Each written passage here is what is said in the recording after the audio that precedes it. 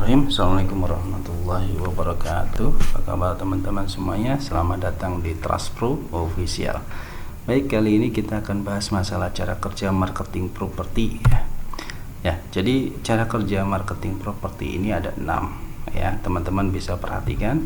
Yang pertama itu adalah prospecting, yang kedua itu adalah perkenalan, yang ketiga itu adalah presentasi, yang keempat itu adalah closing, yang kelima adalah follow up ya, dan yang keenam referensi ya. Jadi ada 6 tahapan. Baik, kita bahas satu-satu ya. Yang pertama adalah prospecting. Prospecting di sini teman-teman diharapkan bisa mencari calon buyer ya. Bisa diawali dari yang terdekat. Jadi coba cek HP teman-teman semuanya ya. Di nomor HP itu pasti ada keluarga, ada teman ya, ada sahabat, ada rekan kerja teman-teman ya. Jadi bisa teman-teman mulai untuk mencari calon buyer melalui HP ya, dari database yang ada di HP. Yang kedua, aktivitas bisa dengan iklan ya, postingan ya. Jadi iklan dan postingan ini bisa dilakukan di sosmed ya, seperti Facebook, WA ataupun IG ya, serta di marketplace ya. Marketplace di sini contohnya adalah OLX, Rumah 123 ya, baik yang organik maupun yang berbayar ya. Kemudian setelah posting ya, setelah teman-teman iklan ya, olah database-nya ya. Jadi nanti teman-teman bisa membuat sebuah target ya, project apa aja yang mau ditawarkan dari database yang teman-teman punya. Baik, yang kedua ya, perkenalan. Perkenalan di sini tahap perkenalan teman-teman harus bisa menjelaskan siapa teman-teman ya, pekerjaan sebagai agent properti ya, sebagai pemasaran di properti syariah ya. Ini adalah sebuah bentuk personal branding ya.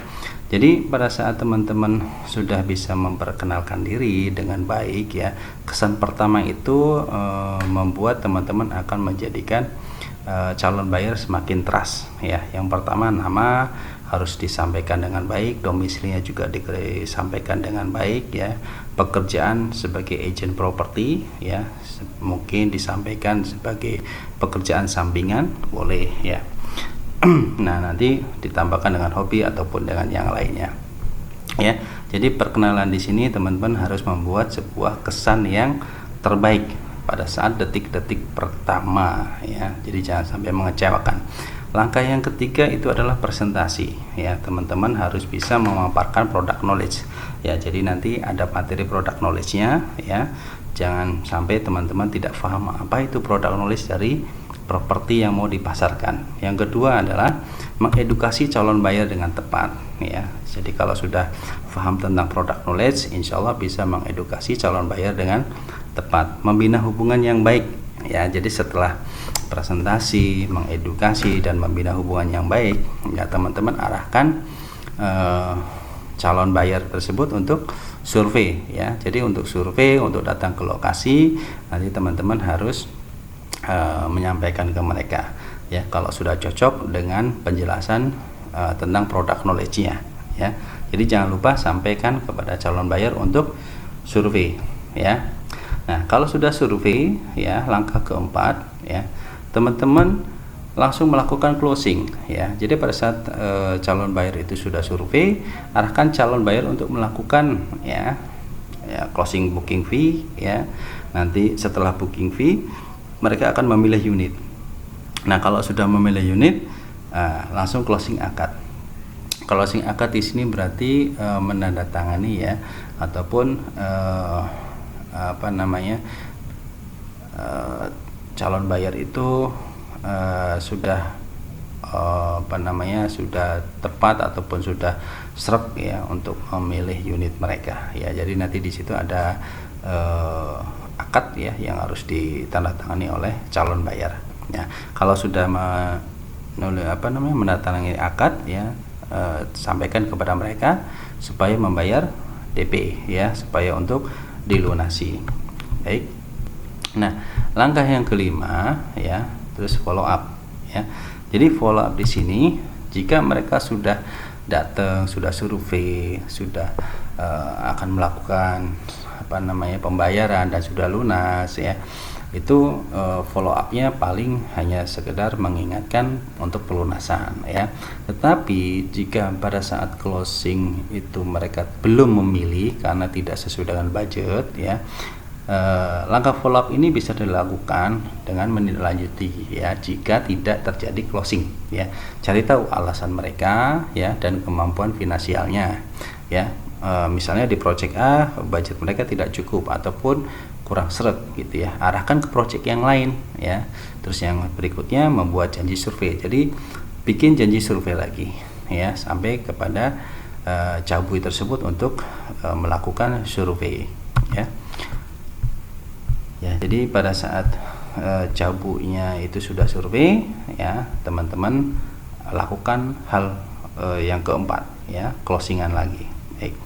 Nah, terus langkah yang keenam ya, itu referensi. Jadi pada saat mereka calon buyer itu sudah closing ataupun calon buyernya tidak berminat ya, teman-teman bisa melakukan referensi, artinya meminta masukan dari konsumen bagaimana caranya supaya project A, project B ataupun project-project yang lain dari teman-teman bisa dijual kepada teman-teman mereka ataupun kenalan dari cabui ya. Jadi ada 6 hal yang bisa teman-teman lakukan ya untuk memasarkan atau menjadi seorang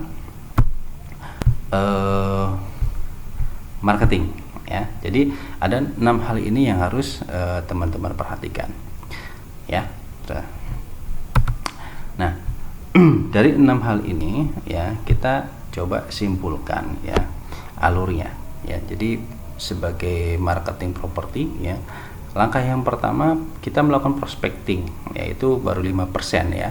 Terus perkenalan itu baru 10%. Nah, setelah edukasi, presentasi ya, baru kita melakukan pekerjaan sebagai marketing itu kisaran berapa persen sih? Sekitar 40%. Nah, di sini ada proses kualifikasi ya. Jadi kualifikasi di sini teman-teman bisa meng-hire ya, artinya konsumen itu mau butuhnya apa sih gitu kan. Yang mahal ya, artinya perumahan yang mahal, elit ya, premium, atau yang sedang, ataupun yang memang budget promo ya. Jadi nanti kita di sini bisa memasarkan 3 properti ya, baik itu yang premium, baik yang middle ataupun yang promo. Nah, terus lakukan janji survei ya.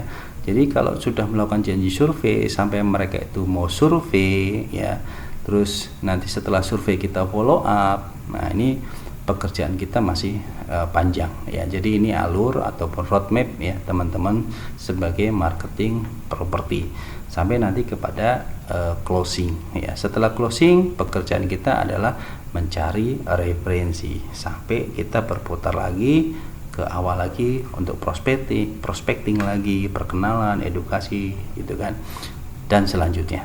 Baik, itu gambaran singkat ya tentang cara kerja marketing properti. Semoga teman-teman bisa mendapatkan insight